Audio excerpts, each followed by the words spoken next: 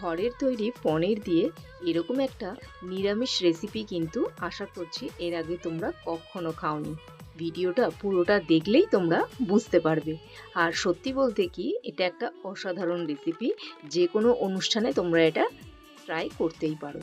তো তার জন্য দুধ ফুটে উঠলেই ওর মধ্যে গোটা জিরে, চিলি ফ্লেক্স আর কুচি করা ধনেপাতা দিয়ে খানিকটা ফুটিয়ে নিয়ে ভিনিগার দিয়ে ছানা তৈরি করে নিতে হবে। ব্যাস, এরপর আর কিছুই না। জলটা ছেঁকে নিয়ে ভারী কিছু দিয়ে বেশ খানিকক্ষণ আমরা রেখে দেবো, যাতে চট করে ভালো মতন পনিরটা তৈরি হয়ে যায়। মশলার জন্য এখানে নিয়েছি আমন্ড, কাজু, সাদা তিল, তার সঙ্গে নিয়েছি আদা আর কাঁচা লঙ্কা। সব একসঙ্গে দিয়ে ভালো করে পেস্ট করে নেব। এরপরে দেখো, আমাদের কিন্তু পনিরটা রেডি। সত্যি বলতে এই রেসিপিটা কিন্তু একটা অসাধারণ রেসিপি। চলো এবার আমরা পনিরগুলোকে টুকরো করে কেটে নিই, তারপরে সরাসরি রান্নায় চলে যাই। কড়াইতে সাদা তেল দিয়েছি কিছুটা, তার মধ্যে দিয়ে দিয়েছি ঘি। এবার গোটা গরম মশলা দিয়ে বেটে রাখা মশলা দিয়ে দেবো।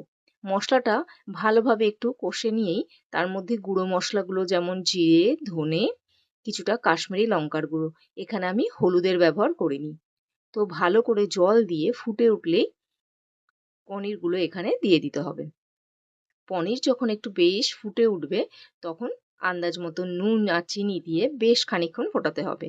নামানোর আগে ক্রিম, গরম মশলার গুঁড়ো আর কাসুরি মেথি দিলেই কিন্তু রেডি এই নিরামিষ রান্না। সত্যি বলছি, এই রান্নাটা কিন্তু খেতে তোমাদের ভীষণ ভালো লাগবে। সামনে যদি কোনো অনুষ্ঠান থাকে অবশ্যই ট্রাই করো আর জানিও কেমন লাগলো।